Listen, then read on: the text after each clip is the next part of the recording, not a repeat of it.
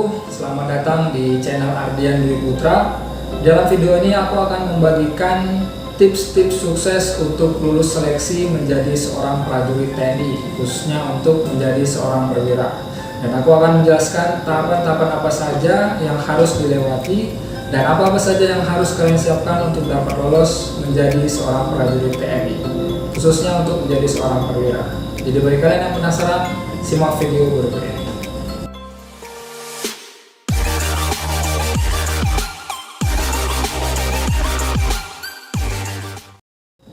Oke, kembali lagi di channel Ardian Dwi Putra. Sebelumnya aku ingin memperkenalkan diri terlebih dahulu. Nama aku Muhammad Ardian Dwi Putra Citapu, pangkat Letnan 2 Korps Penerbangan TNI Angkatan Darat. Aku lulusan dari Sekolah Perwira Penerbang Prajurit Sukarela Dinas Pendek atau biasa disebut dengan PSDP TNI Angkatan ke-32 dan Sekolah Penerbang TNI Angkatan ke-96 tahun 2019. Nah, bagi kalian yang belum mengetahui, di sini aku akan menjelaskan bahwa untuk menjadi seorang perwira TNI itu ada beberapa jalur, yaitu yang pertama adalah dari Akademi TNI, di mana apabila kalian mau masuk sebagai perwira TNI Angkatan Darat, kalian dapat mendaftarkan diri di Akademi Militer. Nah, kemudian apabila kalian mau menjadi perwira di TNI AL, kalian bisa mendaftarkan diri di Akademi Angkatan Laut dan TNI Angkatan Udara di Akademi Angkatan Udara. Nah, Akademi TNI ini sendiri diambil dari lulusan SMA dengan lama pendidikan yaitu 4 tahun dan lulus dengan pangkat Letnan 2. Kemudian sumber perwira yang kedua adalah melalui Sekolah Perwira Prajurit Karir atau biasa disebut SEPA PK TNI. SEPA PK TNI ini diambil dari lulusan D3 atau sarjana dengan lama pendidikan yaitu sekitar 7 sampai dengan 8 bulan saja. Kalian bisa menjadi seorang perwira TNI. Kemudian sumber ketiga yaitu melalui Sekolah Perwira Prajurit Sukarela Dinas Pendek atau biasa disebut PSDP TNI seperti saya sekarang ini. Nah, di PSDP sendiri lulusan yang diambil yaitu dari lulusan SMA jurusan IPA dan lama pendidikan yaitu selama 33 bulan atau 2 tahun 9 bulan. Selain membentuk seorang perwira, lulusan PSDP ini juga dikhususkan untuk dididik menjadi seorang penerbang yang nantinya akan mengawaki pesawat dan helikopter TNI di 3 matra, yaitu Angkatan Darat, Laut, dan Udara. Nah, dari ketiga jalur tersebut, kalian bebas memilih dari mana kalian ingin mendaftarkan diri kalian untuk menjadi seorang perwira. Nah, bagi kalian yang mungkin juga mau mendaftarkan diri menjadi prajurit TNI melalui jalur Bintara maupun Tamtama, aku sarankan tetap tonton video berikut ini karena di sini aku akan menjelaskan tahapan-tahapan seleksi TNI secara umum yang diujikan di seleksi perwira Bintara maupun Tamtama. Pada dasarnya tahapan seleksi perwira Bintara dan Tamtama itu hampir sama. Yang membedakan adalah kesempatan dan jumlah kuota yang diterima serta tentunya persaingan yang ada. Oke, sebelum aku menjelaskan tips-tips sukses untuk menjadi seorang perwira TNI, di sini aku akan menceritakan perjalanan kehidupan aku mulai dari tamat SMA sampai dengan lolos seleksi masuk sebagai perwira TNI. Video ini juga aku peruntukkan kepada kalian yang mungkin sampai sekarang ini sudah mencoba mengikuti seleksi menjadi seorang prajurit TNI, namun masih belum diterima. Kalian jangan khawatir karena aku sendiri juga pernah mengalami kegagalan sebanyak 3 kali hingga akhirnya aku lulus dalam seleksi aku yang keempat kalinya. Oke, sebelum aku lanjutkan, aku ingin memberitahu apa sih motivasi aku untuk menjadi seorang prajurit TNI. Mengapa aku sampai mengikuti tes sebanyak 4 kali. Nah, yang pertama adalah selain karena cita-cita dari kecil, sudah pasti adalah untuk membahagiakan kedua orang tua aku. Kemudian yang kedua yaitu untuk meringankan beban kedua orang tua aku. Karena dalam mengikuti seleksi TNI itu sama sekali tidak dipungut biaya sedikit pun, baik itu tes Bintara, Tamtama maupun perwira. Dan bahkan ketika kalian sudah masuk dan mengikuti pendidikan di TNI, semua perlengkapan mulai dari ujung kepala sampai dengan ujung kaki akan kalian dapatkan secara gratis dan ditanggung oleh negara. Dan ditambah kalian akan mendapatkan uang saku per bulannya sehingga kalian tidak perlu lagi membebankan membebankan kedua orang tua kalian. Cerita aku dimulai pada saat aku tamat SMA pada tahun 2014. Aku sekolah di SMA Negeri 3 Binjai, jurusan IPA. Nah, pada saat itu pertama kalinya aku ingin mendaftarkan diri untuk menjadi Taruna Akademi Militer. Namun aku terhalang karena kebetulan pada saat itu umur aku belum cukup untuk mengikuti seleksi tersebut. Karena salah satu syarat untuk masuk menjadi Taruna Akademi Militer pada saat itu adalah umur minimal 17 tahun 9 bulan. Nah, pada saat itu kalau tidak salah umur aku itu masih kurang 1 atau 2 bulan saja. Jadi aku membatalkan diri untuk mendaftar. Nah, kebetulan saat itu aku juga lulus dalam seleksi SNMPTN, yaitu seleksi nasional masuk perguruan tinggi negeri. Aku dapat di salah satu perguruan tinggi yang ada di Aceh, yaitu Universitas Kuala. Jadi aku memutuskan untuk mengikuti kuliah terlebih dahulu sembari aku mempersiapkan diri lebih matang lagi untuk mengikuti seleksi Taruna Akademi Militer tahun depannya. Singkat cerita, setelah aku mempersiapkan diri selama 1 tahun, pada tahun 2015, tepatnya pada sekitar bulan 3, aku mendaftarkan diri untuk mengikuti seleksi Taruna Akademi Militer. Nah, di situ aku mengikuti tes melalui panitia daerah Aceh.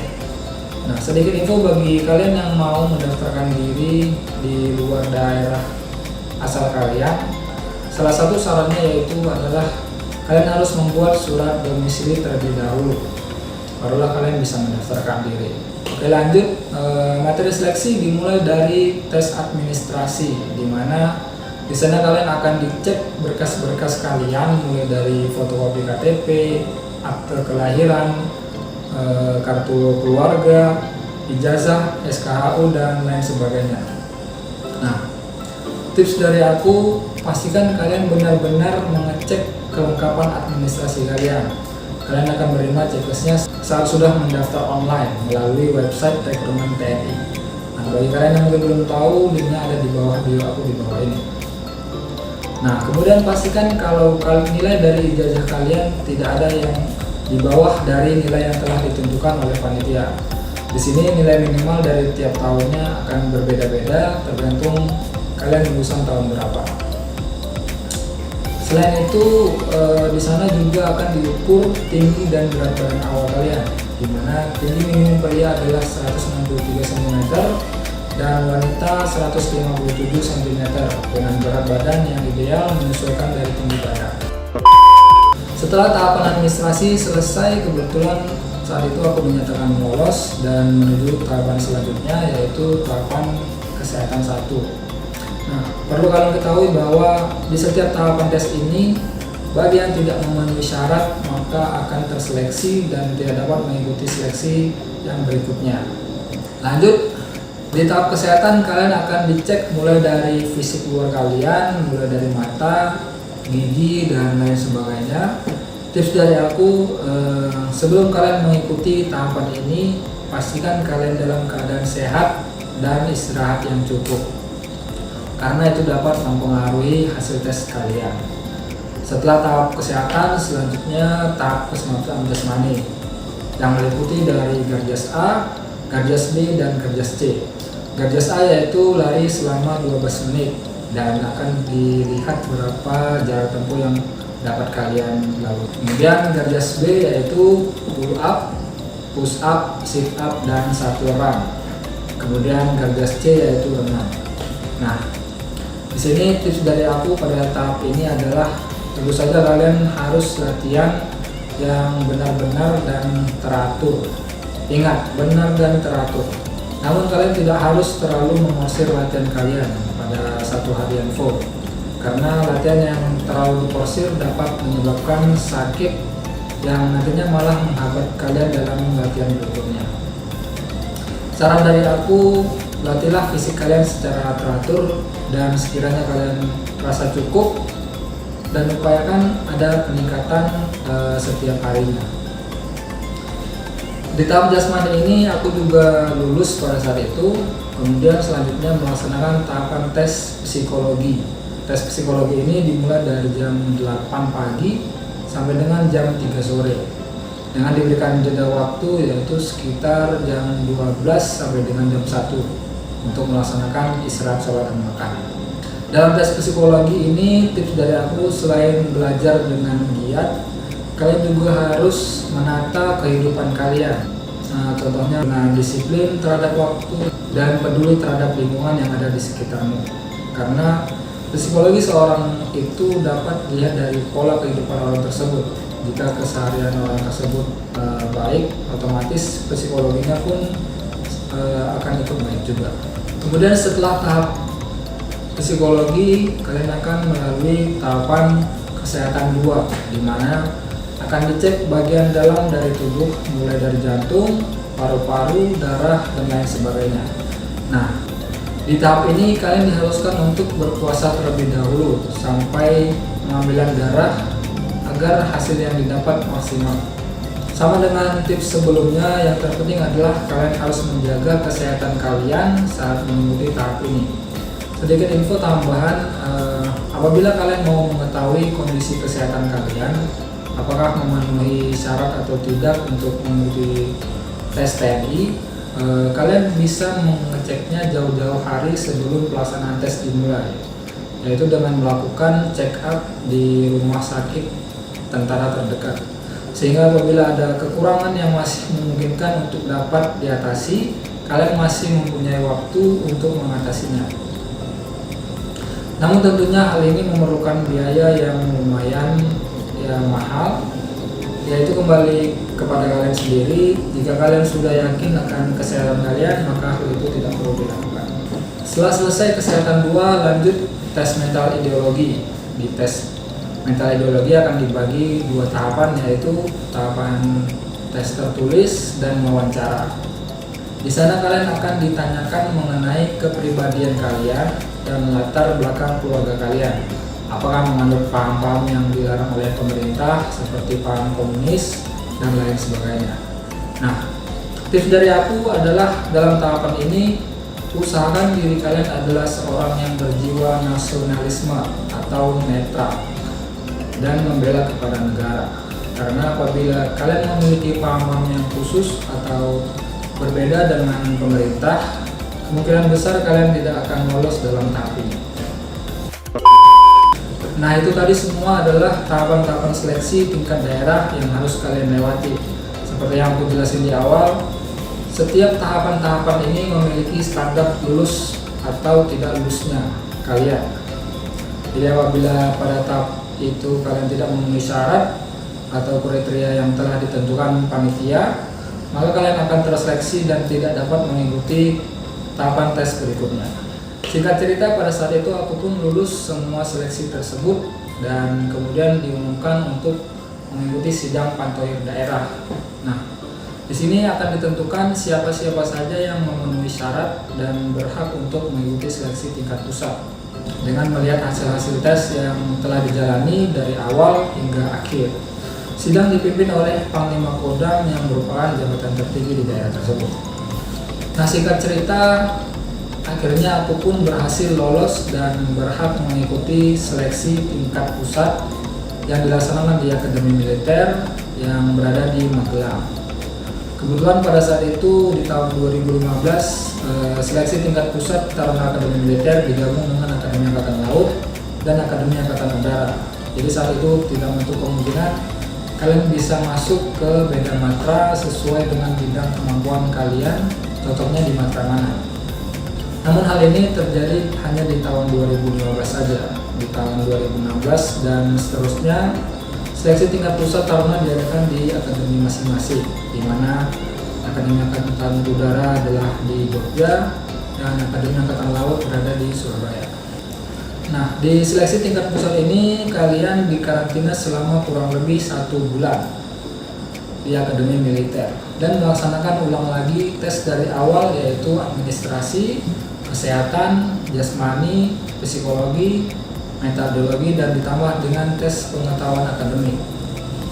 Tes pengetahuan akademik sendiri meliputi dari soal-soal yang biasa kita pelajari di sekolah sewaktu SMA dulu. Jadi tips dari aku, kalian harus benar-benar latihan mengerjakan soal-soal akademik ini. karena sebagian besar yang gagal dalam seleksi Taruna Akademi Militer adalah salah satunya tes pengetahuan akademik.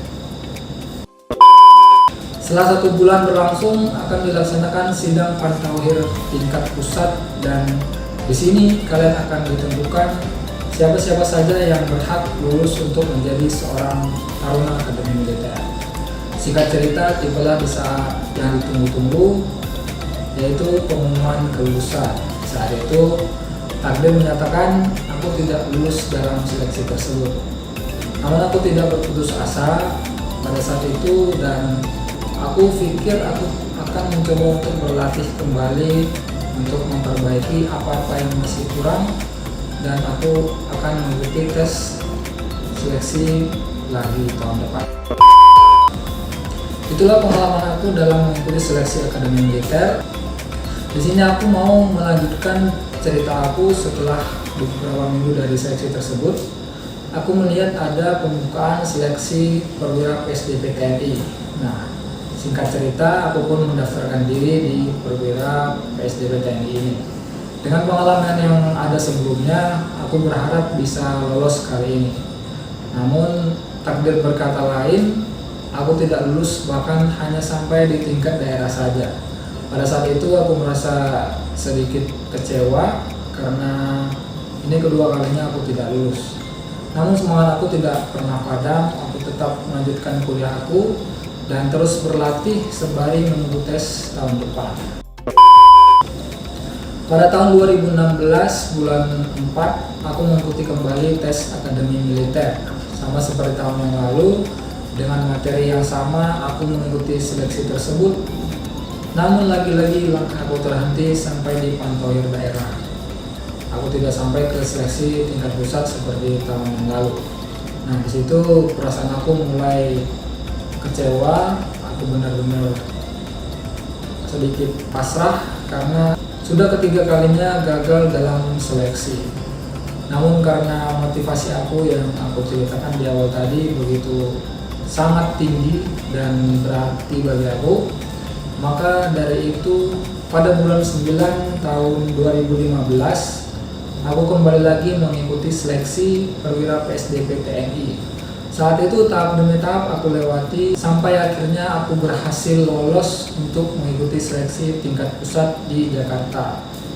Sedikit info untuk tes PSDP di tingkat daerah adalah sama persis dengan seleksi Taruna Akademi Militer. Namun yang membedakan adalah peserta dari PSDP tidak sebanyak di Taruna Akademi. Jumlah yang diterima dari PSDP jauh lebih sedikit dibandingkan dengan Taruna Akademi Militer. Karena terbatasnya kuota dari Pak PSDP tersebut, saat itu yang berangkat ke Jakarta dari panitia daerah Aceh hanya 2 orang saja termasuk aku. Nah, saat itu CASIS di tingkat pusat di seluruh Indonesia berjumlah 78 orang. Dan yang akan diterima nantinya hanyalah 19 orang saja. Hal ini tentunya menjadi kekhawatiran sekaligus menjadi tantangan bagi aku karena kuota yang tersedia sangatlah terbatas. Selama mengikuti seleksi di tingkat pusat PSDP, aku menemukan ada beberapa perbedaan dibanding sewaktu aku seleksi tingkat pusat di Akademi Militer tahun 2015 lalu. Karena tahapan seleksi PSDP ini lebih kompleks lagi. Karena lulusan dari PSDP nantinya bakal langsung dididik menjadi seorang penerbang yang artinya akan membawa alutsista berupa pesawat maupun helikopter milik TNI. Nah, sama halnya dengan Taruna Akademi Militer, AAU maupun AAL, bagi mereka yang nantinya dipilih menjadi penerbang di matra masing-masing, mereka akan melewati tahap seleksi terlebih dahulu untuk menjadi seorang penerbang.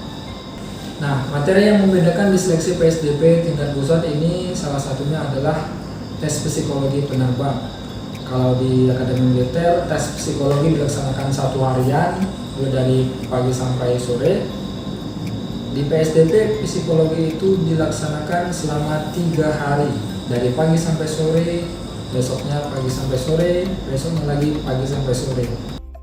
Di PSDP kalian juga akan melaksanakan MEDEX yang meliputi cek laboratorium, yaitu darah dan urin, tes audiometri, yaitu semacam tes pendengaran, kemudian cek gigi di mana gigi tidak boleh ada yang bolong atau berlubang, kemudian cek mata, ronsen, kemudian ECG atau tes jantung, kemudian cek fisik, kemudian EEG atau elektroensefalografi, yaitu tes kelainan atau kejiwaan, kemudian tes deteksi narkoba. Setelah Medex, kalian juga akan melaksanakan yang namanya ILA, yaitu indoktrinisasi dan latihan aerofisiologi, yaitu untuk mengetahui kemampuan seseorang dalam menghadapi ketinggian di mana kadar oksigen, tekanan, suhu semakin rendah. Alat yang digunakan yaitu bernama chamber, yaitu suatu ruangan yang biasa disimulasikan pada suatu ketinggian yang diinginkan. Selain itu, kalian juga akan melaksanakan tes Barani menggunakan alat yang namanya Barani Chair. Yaitu kalian akan duduk di sebuah kursi yang nantinya akan diputar dan berfungsi untuk menguji fisik dan vestibular system, di mana dapat mempengaruhi respon tubuh dan orientasi ruang seseorang. Nah, sebenarnya masih banyak tes di tahapan PSDP yang mungkin belum bisa aku jelaskan satu persatu. Mungkin kalian dapat melihatnya di video di atas. Apabila ada yang mau ditanyakan, silakan ketik di kolom komentar di bawah ini, atau dapat menghubungi aku melalui Instagram yang ada di bawah ini. Singkat cerita, alhamdulillah setelah 2 minggu mengikuti seleksi tingkat pusat, aku pun dinyatakan lulus beserta 18 orang lainnya untuk menjalani pendidikan sebagai perwira PSDP TNI. Hikmah yang dapat diambil dari cerita aku adalah, bagi kalian yang sampai sekarang sudah beberapa kali gagal dalam seleksi, dengarkan kata-kata aku, kalian belum benar-benar gagal di saat kalian berhenti untuk mencoba. Gunakan kesempatan selagi itu masih ada. Selama masih ada niat, usaha, dan tak lupa juga dengan berdoa, insya Allah kalian akan sukses untuk menggapai cita-cita kalian. Bukan hanya di TNI, apapun cita-citamu, raihlah dengan usaha dan kerja keras yang maksimal. Seperti pengalaman aku, gagal sebanyak 3 kali itu adalah hal yang biasa. Yang luar biasa adalah jika kamu terus berusaha semampumu sampai kamu berhasil menggapai cita-citamu. Ada satu kata-kata yang bijak yang dapat diambil, yaitu percayalah, hasil tidak akan mengkhianati usaha. Karena semakin besar usahamu, maka semakin besar hasil yang akan kamu dapat. Oke, sampai di sini cerita aku. Mungkin di video selanjutnya aku akan menceritakan bagaimana perjalanan pendidikan aku di PSDP dari awal, yaitu pendidikan dasar keprajuritan sampai dengan dilantik menjadi seorang penerbang TNI. Jadi bagi kalian yang penasaran, silahkan subscribe dan jangan lupa aktifkan loncengnya agar kalian tidak ketinggalan info dan cerita aku selanjutnya. Terima kasih. Assalamualaikum warahmatullahi wabarakatuh.